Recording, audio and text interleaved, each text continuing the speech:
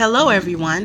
This is the Crimson Cure, welcoming you to the Crimson Tower, a place where we keep a feminine foot on the neck of the gynocracy, feminism, and black male misandry. So go ahead, pull up a chair, stay a while, and listen.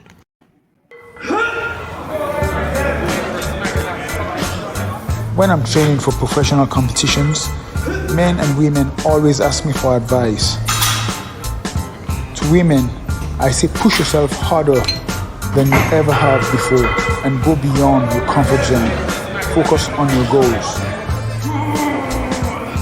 Men, if I am willing to push myself to become Mr. Olympia in 2022, then I only have one thing to say to you.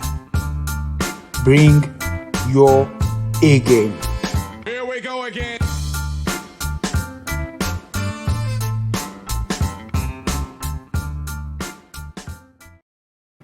Hey there, Crimsonites, and welcome to the Crimson Cure channel. I am, of course, your host, the Crimson Cure. And as usual, we're just going to jump right into the topic.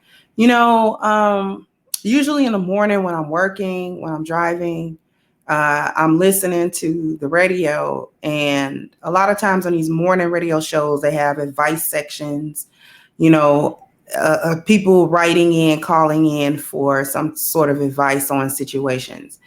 And one thing that I actually noticed is a lot of women write in for advice on situations and messy things that they create, and then they be the victim of it. I'll give you an example.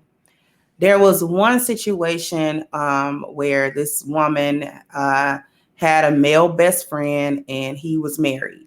She had, forged a relationship with his wife and, all of that. And then she started messing around with him, ended up getting pregnant. And she's like 3 months pregnant at the time that, the radio show played.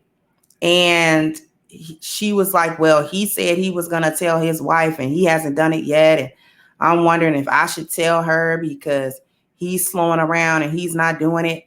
And mainly the advice that was given to her was like, let him handle it because you were messy, you were ratchet in the first place.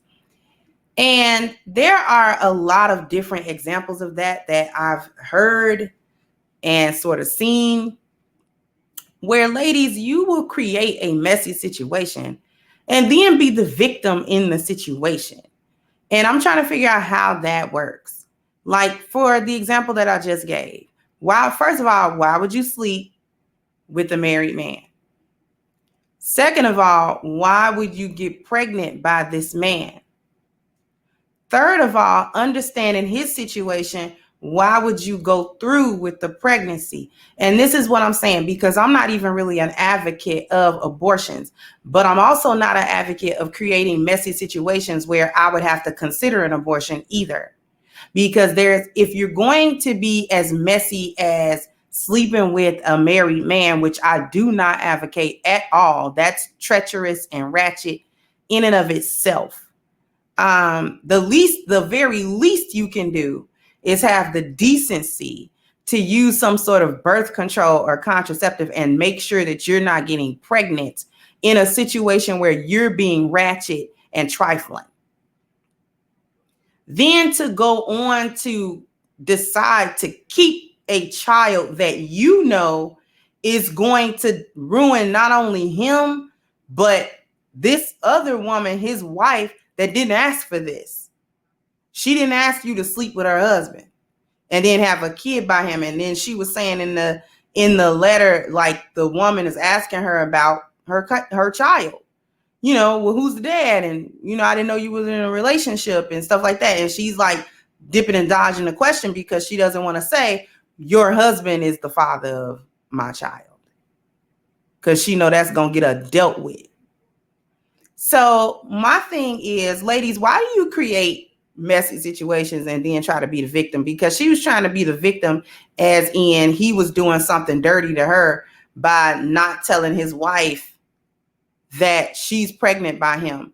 And, you do these sorts of things to gloat. You do these sorts of things and you be secretly happy that you're about to crash somebody's relationship. And this comes from the bitterness of jealousy. I bet you anything she's jealous that he's married and she's not. And she probably always liked him, but he never was feeling her in that way and didn't choose her and chose another woman to spend his life with. And this was her way of putting a wedge in between that and coming in between it and trying to make sure that his marriage, you know, goes away. Now, people be like, well, he's the one that made the vow. And he did. He did. So he has his own responsibility in that situation. But I'm not talking about the guys. I'm talking about you. Because, ladies, we control sex. And I want us to stop carrying these narratives and lying and trying to act like sex is something that men do to us involuntarily somehow. Like it's just we're victims of that. No, we're not. We control who we have sex with and who we don't. We completely control that. If we don't want to have any type of sexual relations with a guy, we just don't do it. I'm not talking about assaults. I'm talking about consensual, voluntary, two adults doing what they do. That's what I'm talking about. And we have complete control over all of that. And so acting like that's something that just happens to us and then we don't control that situation and we don't control what happens after, like you are not going to be able to say my body, my choice, and yes means yes and no means no and all of this sort of thing. And then on the flip side, act as if you don't have any control over anything that happens in your life when it comes to those situations. You're not the victim. You're creating a lot of these problems that you're having. So a lot of what's going on with you are self-inflicted wounds. This woman is about to create a problem for herself. And she's going to create a problem for him. And she's going to create a problem for this other woman that is oblivious to this. You're going to break somebody's relationship because you decided to keep a kid that you shouldn't even be pregnant with in the first place. If he came on to you, you should have rejected it. And if you came on to him, it doesn't matter whether or not he had a vow. You came on to him. We know what men are going to do. If there's any sort of sexual attraction there and we throw it at him, he probably 9 times out of 10, he going to catch it. So all of this being a victim, but you created the situation that you're in, that's just the same thing. This is like a trap baby situation, but trap babies just trap you.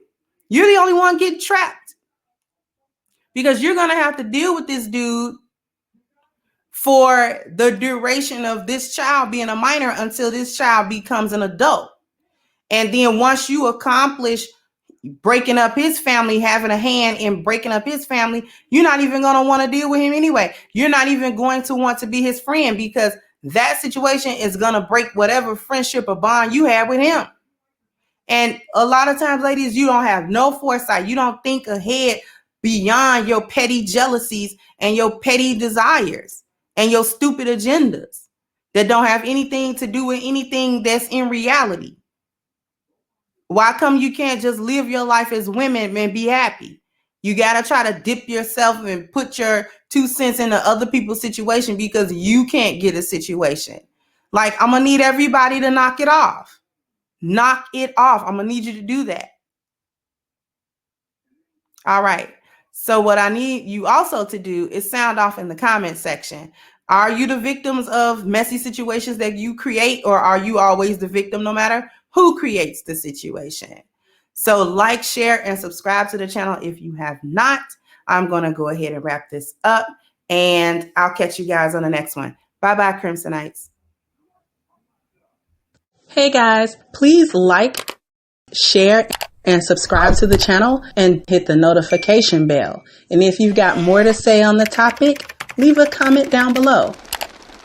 Also, don't forget to support our sponsor who so graciously supports this channel by clicking the description box and the link for A-Game at agameherbal.com. You can go ahead and get a 10% discount off of your next purchase using the code Kendra10.